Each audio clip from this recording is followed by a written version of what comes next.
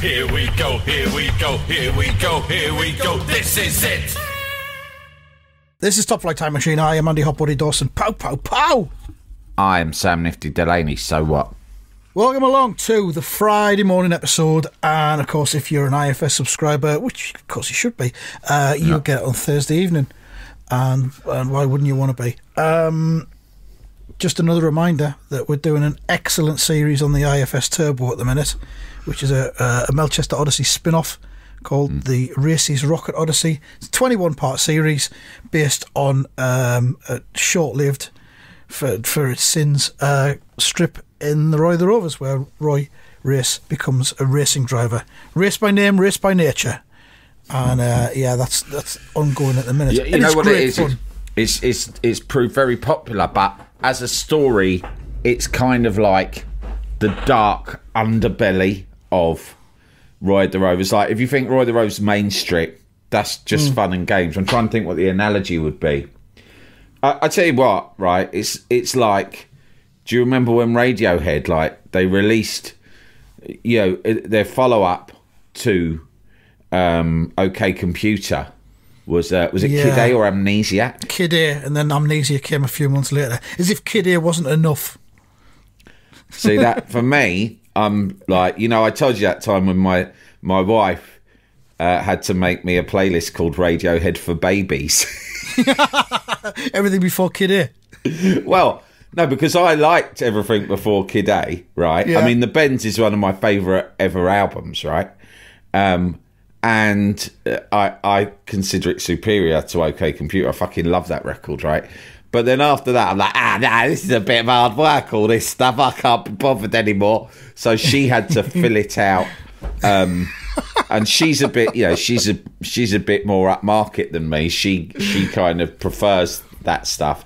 And so she had to fill it out, the songs that she thought I could handle from the post-Kid A era, and put them together on a playlist. Yeah, there's one or two in each album, isn't there, which are like almost got a melody. Are okay for babies, like me. Yeah. Music babies. Hey, that's love, that is. That's love. Yeah, it's nice of her. For Babies playlist. Yeah, it was nice of her. So, yeah, I mean, that's what... I would say Racy's Rocket is basically the Kid A of Roy the Rovers, isn't it? It's that's darker, a very good analogy. it's I like grittier, that. It's more challenging. And we're getting an insight into Roy, the dynamic of Roy and Penny's marriage as well, because Penny's joining him.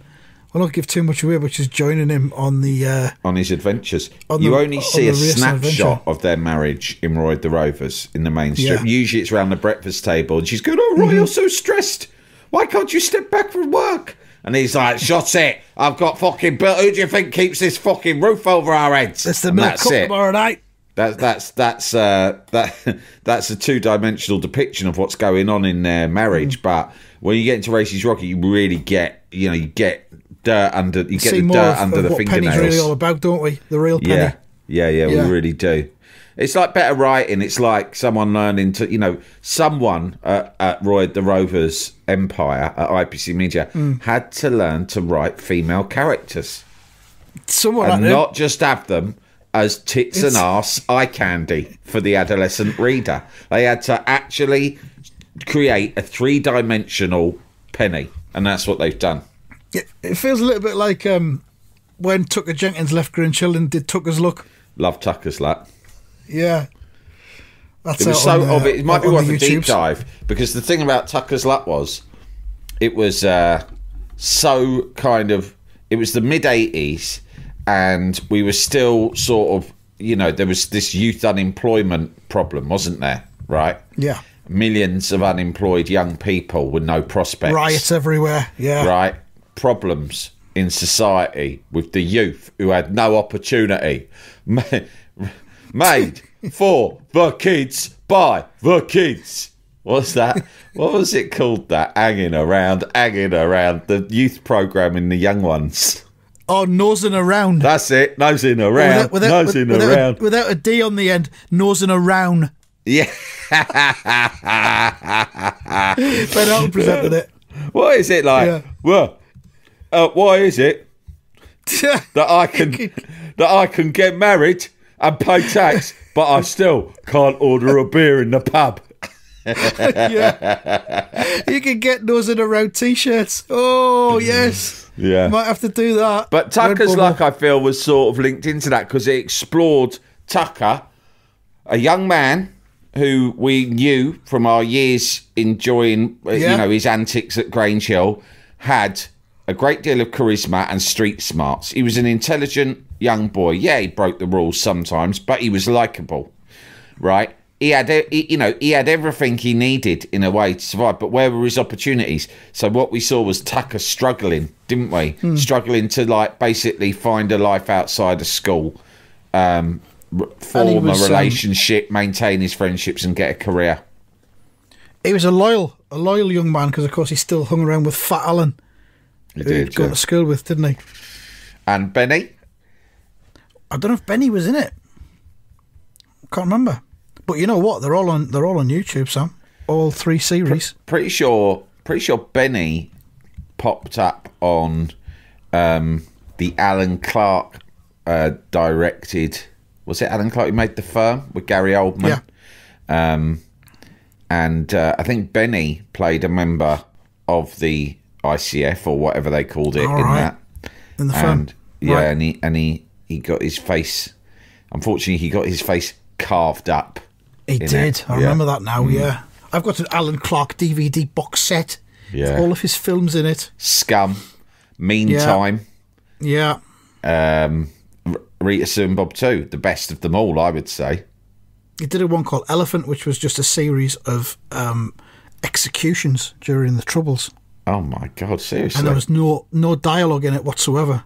Oh my God, mate. Yeah. Oh, that's upsetting. Heavy stuff. I'm sorry about that.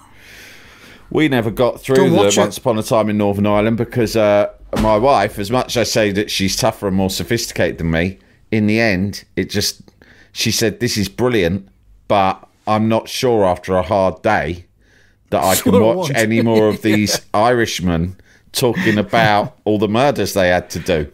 Yeah. Like this And podcast, I was it's not for everyone. Yeah. But I'm gutted I didn't finish it because I was loving it. But maybe I'll go back and finish it on my own. But it was tough, wasn't it, that? It was. As I'm sure Elephant is as well. I binged it, the Northern Ireland thing. Did you? Oh, You must have fucking felt pretty drained by the end of that. Yeah, I better not stop. I think I did it in 2 days. It's like swallowing some bad medicine. Yeah. Get it down you. It's like drinking better those afterwards. athletic greens that we've been drinking, innit? You know Yeah, you've I've got to started do one, it. yeah. You know it might do you good, but you have What? to fucking get it down quickly because it's not a sipping drink, I tell you that much. No, I haven't started yet because they haven't come up with the money, so I wouldn't even. I'm going to edit the name out. Yeah. Well, I haven't said whether I Your think move. it's good or not. I haven't said. I will declare what I think about it once we've been paid. Yeah, I will form an opinion, and Yeah. it'll probably be favourable. Probably. account of We'll have to wait and being see. paid. We I've can't started just be. I've started watching The Traitors. You watch that? I watched the first series. I never got to the end of it. It was like me and Len got into it, and then we just let it fizzle out. But people are talking even more about this second series. Is it good? Well, I've just started episode 1 last night. Yeah. Did you watch the I'm like first about series? 6 or 7 behind. No, I didn't watch any of the first series. No. So I don't tell you know. that I think the reason I lost interest after the first few episodes was I thought this is kind of too contrived. Like, who gives a fuck? I felt a bit like, who gives a fuck if that person's going to portray that person? So what? Where's the jeopardy? What are the consequences? Yeah, and like at the beginning where Claudia Winkleman says you will be murdered, but they're not getting murdered. Yeah, but they're They not just go getting home. murdered. Exactly. So stop fucking bullshitting me, Winkleman. I'm like, Winkleman, let me tell you, you're a great presenter, love the hair and all the, your shtick. Brilliant. No problem with you, Winkleman.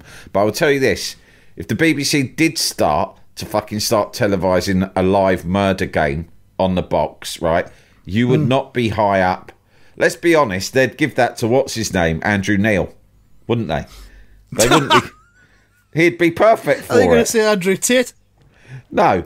If they were going to, if the BBC said, look, we're really worried about the license, the TV license, and, we're coming under more and more pressure from the Department of Media, Culture and Cunts. Deliver the ratings. And the ratings, and we need to deliver something that the people actually want. They say that it's our output is too artsy, it's too woke. So ITV have had a lot of success with Murder with Anton Deck, and that's gone down really well. And so we thought we could do a BBC spin on that. So it's got to be slightly more cerebral. Obviously, it's the BBC. It could be Michael McIntyre doing Murder Wheel. Murder 'Cause Wheel. He does that. He's already got the wheel, and they've already got Michael McIntyre running it. So Could you also have Andrew? I just think that Andrew Neil has got that. He's got a somber and very serious tone about him. But remove McIntyre then, Yeah. and call it Andrew Neil's Murder Wheel, and then it rhymes. Yeah, rhymes too.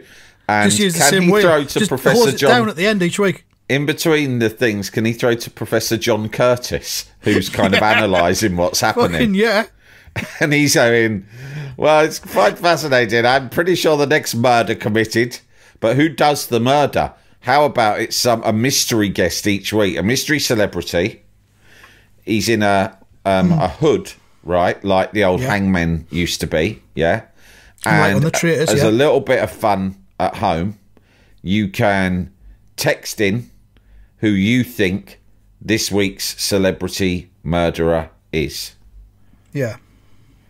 And it might turn out to be Amanda Sir Holden. Clive Sinclair. Sir Clive Sinclair, Amanda Holden, you know, whoever. Windsor Davis. No, he's dead, isn't he? I think Sir Clive Sinclair's dead as well. Oh, Well, that's a so shame. we're He would have basically been really looking good. at Holden. And let me tell you, Holden would do it. She'd do it, no problem, wouldn't she? She'd do it course without she'd do thinking anything. twice.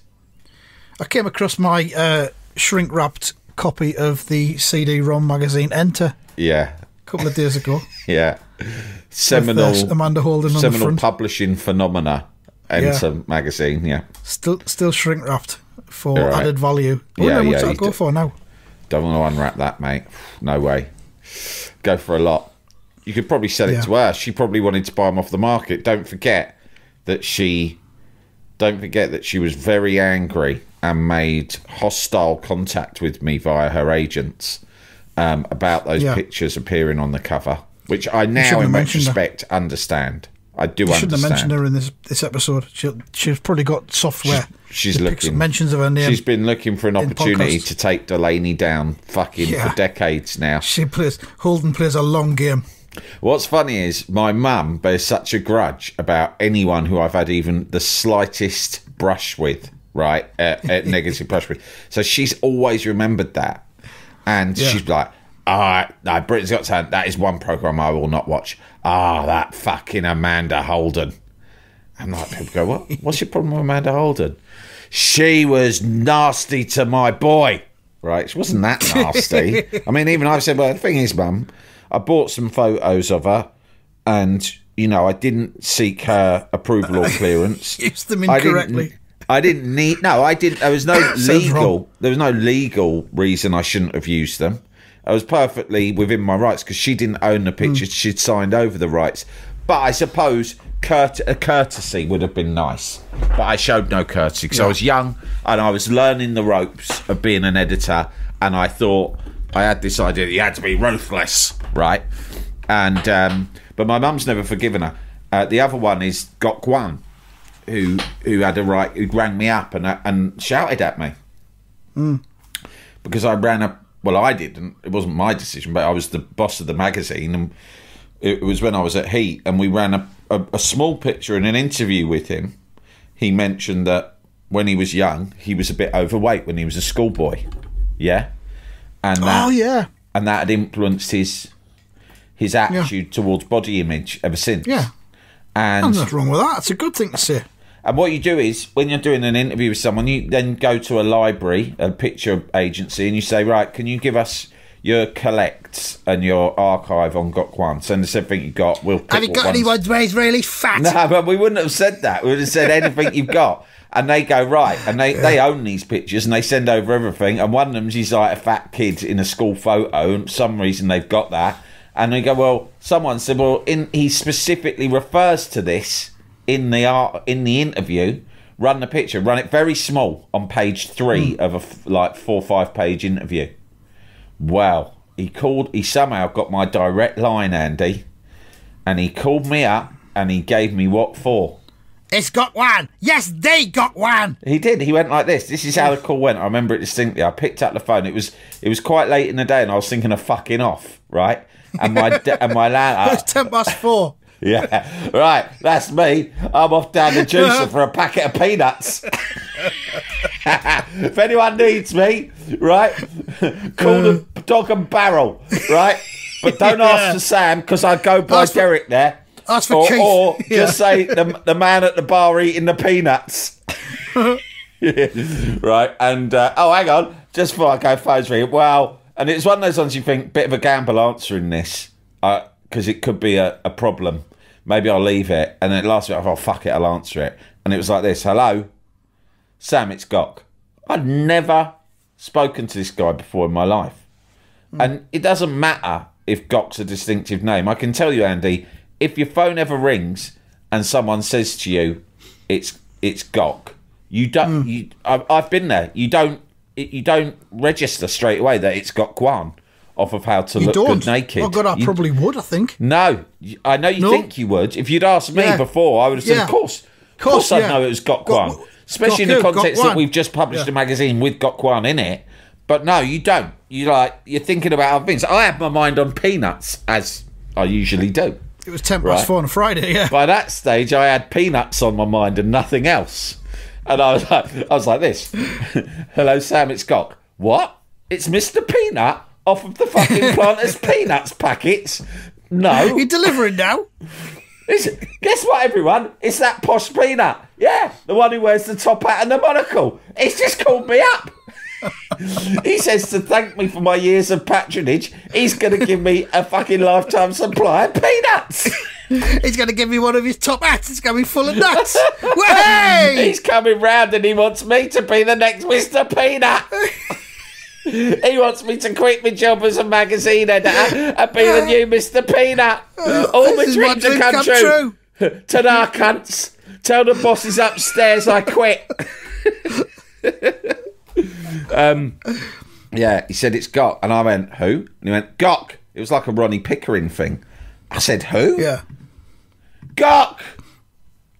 And I went, God. I've got to spell it. And he Gok. Gok. Surname, please. Wan. What? No. Gok Wan. Yeah. What do you want? What do you think I want, you cunt? What's this fucking picture you put in the fucking magazine? I fucking barely knew about it. I didn't know what he was on about. I probably hadn't looked at it properly. Yeah, but somebody else did that. I'm just the editor. I just glanced through it. You got right to the wrong bloke. I just sit around fucking shouting at everyone trying to be funny all day, then I go off for my peanuts. You want to call one of the cunts who actually does the work. You want the features editor or something like that. Yeah. He does all the work. I'll tell you what, they are impressive, some of these lads here. They do work hard. I don't know how they do it. I couldn't. I'll tell you, God, I couldn't fucking do it. I mean, it's hard, it's complicated, and it's really boring as well. I don't know about you, but I've got quite a short attention span. I don't mind turning up to a couple of meetings, but then after that, it's just peanuts. That's all I got on the mind. They got me measured up for this chair, right? They reckon it's ergonomic. It doesn't even go round and round. It's like a bollocks. Yeah, and I actually went and spoke to HR about that, and they said they'd get someone looking into it. But I heard on the grapevine that they'd purposefully made my chair non-spinning because they'd heard that I would, from other bosses that I'd had before, that I'd just spin all day and not get any work done. And at my brass job at Enter magazine, I spun so much I kept throwing up. I got to see my reference from Enter, and it just said Sam is a repeat spinner. Avoid this. He vomited. He got himself all dizzy. He would refer to, in brackets said, he would refer to this as dizzy dots. He'd come in the morning, he'd have a cup of tea, read something, and then he'd just start spinning at around 10 a.m. And by 11, he was staggering about going, I got dizzy dots! And then he'd throw up on his desk, fall on the floor and go home in a taxi. A company taxi and all. 2:10. 2:10 would be home in his bed, citing fucking psychological trauma. Tried to get a note from his doctor that diagnosed him with something called dizzy dots.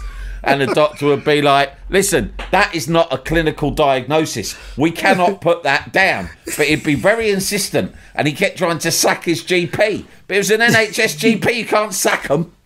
You're fired. You're a fucking quack. You never heard of dizzy dots.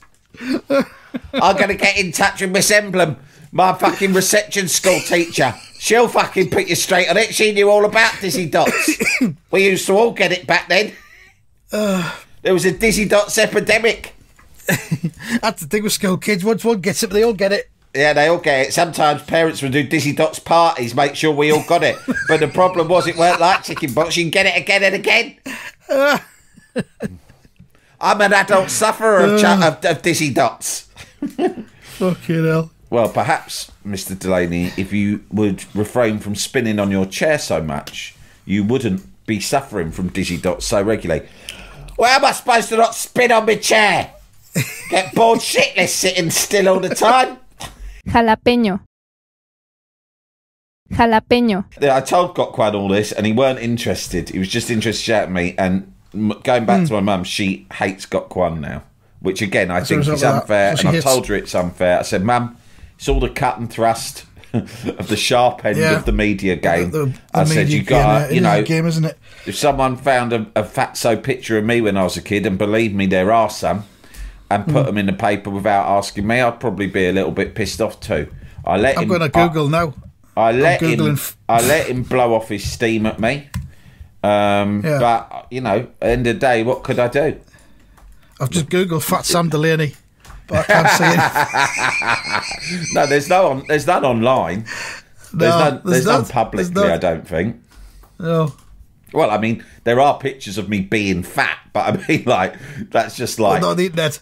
No. What I mean is there probably are some of me looking a little bit porky in, like, my adult life at times, but... Well, they haven't been tagged as fat on the internet. I'll soon see to that. Dear Google.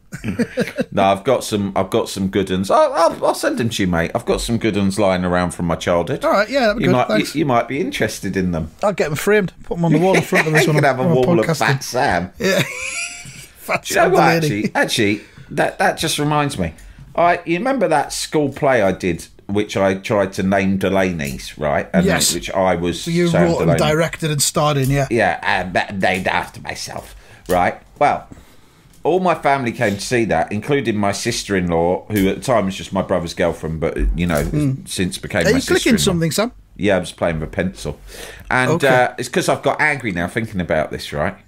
Now, I was past... Anger clicking. I was past my puppy fat years, and I was actually heading towards, not yet at, but I was on a one-way course to my imperial years at this stage, right? Right. I was in the 5th year, I'd slimmed down, and... I don't want to be crude because you know I'm not a crude guy and I'm respectful of women. But starring in this play, the weight loss, the fanny was starting to roll in big time, right? Yeah. And I was like, so I look back on that as a good little golden age. Not imperial age, but a golden age for old Sam, right?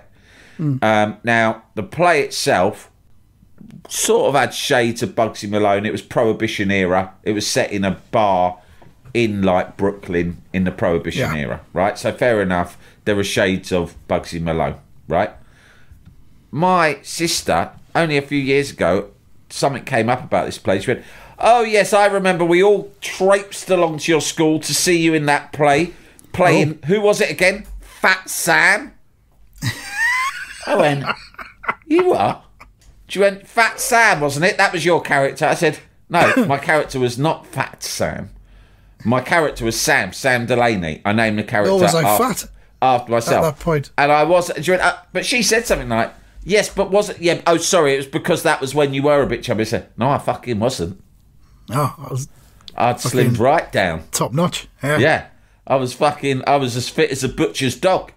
So stop going around fucking spreading it, right? That I was Fat Sam in a school play. Fat Sam, owner of Fat Sam's Bar.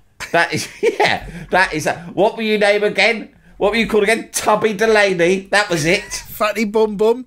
Fatty Bum. And I remember that play. It was just you with a head in a bucket eating sausage meat, wasn't it? And it wasn't even in its skins. Was it an artistic thing? It was some sort of art play, and you were ripping the skins of sausages and then squishing the raw meat into your mouth. And then you had a washing up bowl full of gravy next to it and you kept lapping at it. It was very strange. I assumed it was supposed to be avant-garde. I thought, oh, David Lynch has finally come to West London. Fucking Fat Sam. I had the right ump about that. Yeah.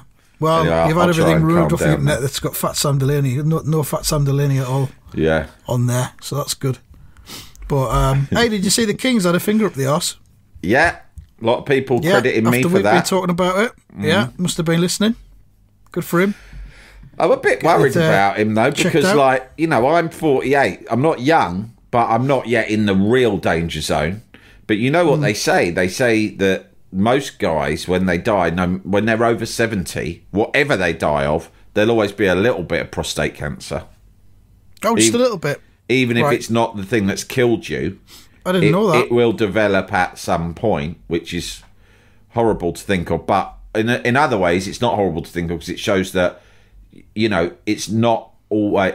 It can be a killer, and you should check it out. But it's not always a killer. Do you know what I mean? Yeah. Sometimes you can have it in the Oh, that's background. good. But all I'm saying is, King Charles, how old is he? I mean, he's pretty old. So- 75 or something like that, yeah. and you know, if he's having surgery, intrusive surgery, I just don't. You know, I think we're fans of King Charles on this podcast, and I just hope he's all I right. think so. Put it this way, right? There was... I'm not ready for the fucking Prince William to take over because he Oh, fuck strikes that. me as a right fucking Lampard. He's a tedious cunt. He's the sort of bloke I could see being mates with Eddie Howe. Do you know what I mean? Yeah. Or yeah, Frank yeah, Lampard yeah. or something. It would be like Back to the Queen again, him. Because she had nothing about her. Let's be honest. Well- now that we've seen the King. What? Oh, I saw the King. I saw a really good thing. He was wearing a tie, right? This was in the Telegraph. Unbelievable how much they loved the royals. I mean, almost like beyond even beyond the realms of parody, right? and there was a picture of the King, and he's got a tie, and it's got little dinosaurs on it, Andy, tiny little dinosaurs. So the Right, King's yeah. quite a well-dressed man, right? And so this is more of a David Brent style tie, and Right, they did party quite tie, yeah. they did quite a big sort of feature on how this was evidence of the King's playful sense of humour, Oh. because apparently his nickname has become C-Rex. C meaning Charles Right. and Rex meaning Yeah. King, right? Dinosaur. C-Rex. And it's a playful reference to his Right. playful nickname. And I was thinking how that was the sort of thing they always speculated about the Queen as well, didn't they? Like the With her Queen brooches. has never been publicly funny, right? Yeah. And yet Other than with Paddington. the fucking the sycophant media, like the royal obsessed media, would constantly fucking perform contortions to sort of interpret something she'd done as evidence of her notoriously cheeky and playful sense of humour. And now they're doing it with King Charles as well.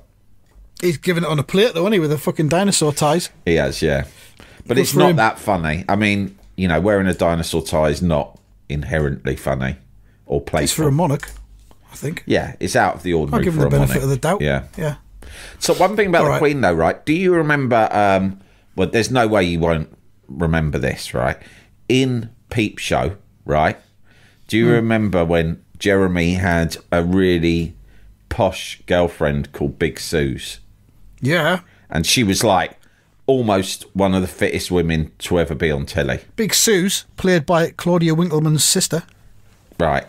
So, right, stepsister, I think it's stepsister. Oh, sorry. Yep. But that's relevant to the story I'm about to tell. Okay. Hang on, maybe I'm it is her blowing the direct sister. punchline Anyway, of her.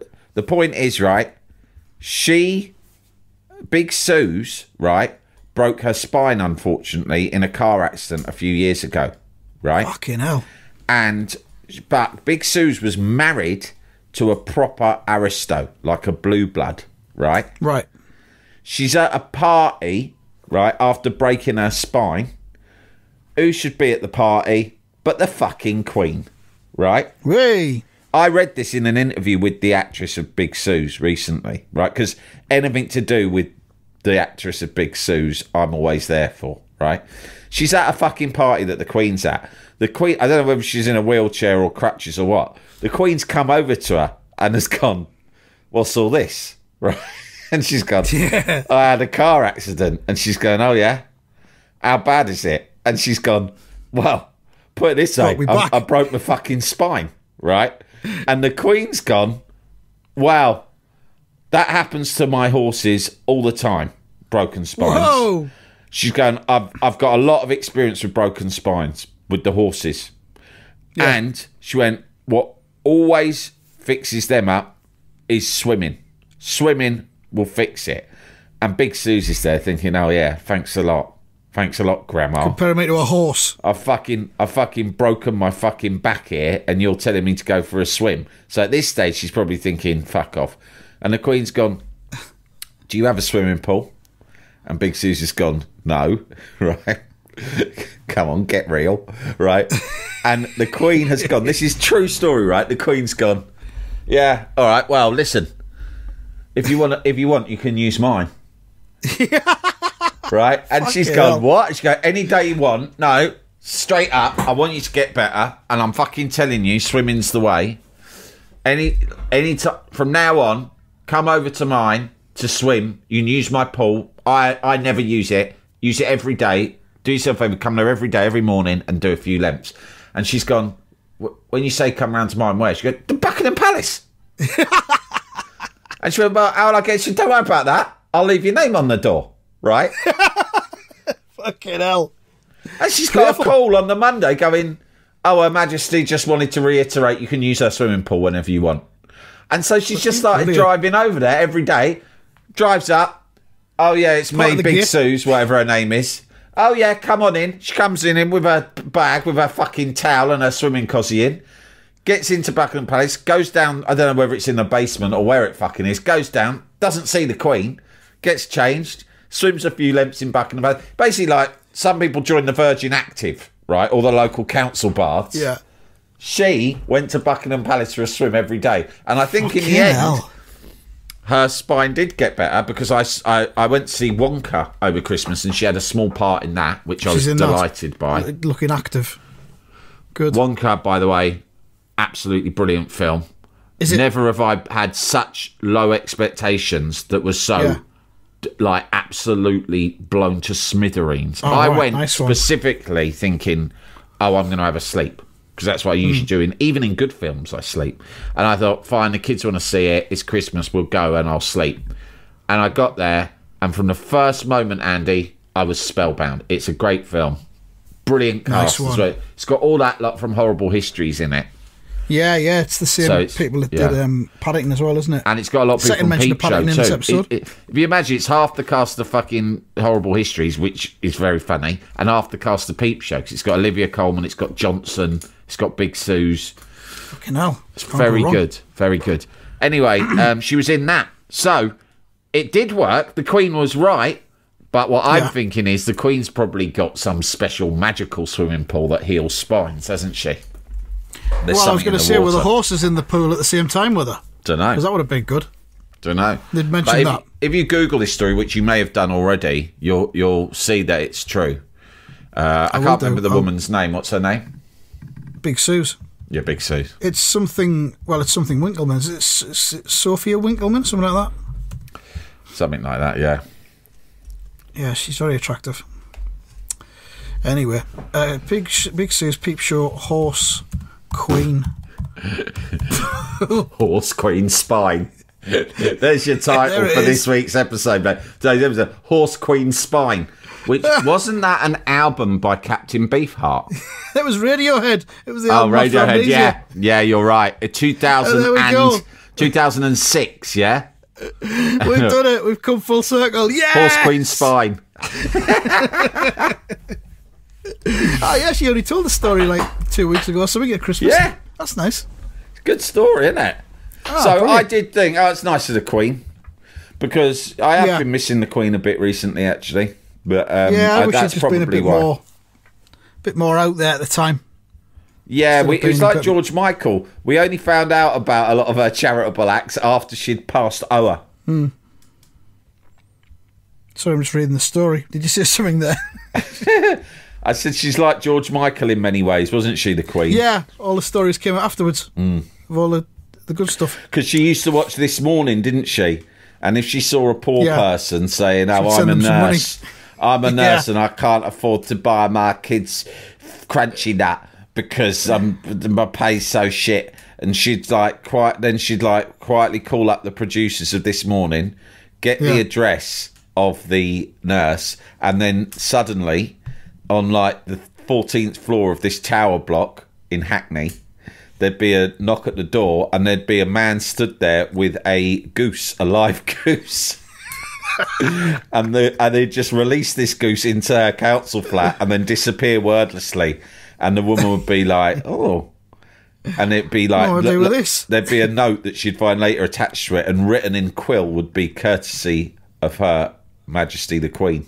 And Yeah. they go, "Oh, such a playful course it sentiment. is. She sent me a goose, but fuck knows what I'm going to do with it. How am I supposed to turn this into crunchy nut cornflakes?" Set her free. Big Susan's daughters are 54th and 55th in line to the throne. Fuck me. It's amazing, isn't it? And they say you can't. They say there's no meritocracy in this country. Fantastic. She's a good actress, and she worked her way Yeah. into that. She's worked her way up to the 53rd in line at the throne. Hey, let's do some predictions. Okay. Game on. We're closing ground on the fucking Right. robot. I'm gonna do some extravagant predictions again, because I don't think there's ever been a better prediction than Newcastle 2, Man City 3. Man City 3. That And was incredible. I'm going to carry on going for it now. Yeah, you've peaked, I think. All right, then here Yeah. we go. Arsenal versus Crystal Palace. I think that is Arsenal 3, Crystal Palace 1. I'm going to go Arsenal 3, Crystal Palace 2. Whoa! Yeah, it's addictive. Result spot says 1-0 to Arsenal. Brentford versus Nottingham Forest. Oh, This is a tough one. I think this will be fucking 2-1 to Brentford. I think this will be 2-0 Brentford. Sheffield United versus West Ham. Spicy one. I think this is going to be Sheffield United 0, West Ham 1. I think it will be 1-1. And tomorrow night, live on Sky, if you dare, Sunderland versus Hull. I say tomorrow night, Friday night. We're recording this on Thursday, so Friday night. The temperature's supposed to be 2 degrees. Yeah, I'll be going to that. And Sunderland versus Hull. I think this will be... Oh, God. I think we're going to draw 1-1. I'm going to say 2-2. Desmond 2-2 for this one. Desmond 2-2 for that. And for 1 week only, Result Spot has gone back to Millwall for its team. Okay. So it's QPR versus Millwall. Oh, good game that. I might go into that. God almighty. I want QPR to win, obviously, but QPR's so shit. But I'm going to say QPR 2, Millwall 1. I'll go for 3-0 to Millwall. Don't know why. Just chuck it out there. Right, that is the episode. That is the predictions. It's the weekend now. So enjoy it. Thank you very much for listening, and goodbye. Bye-bye.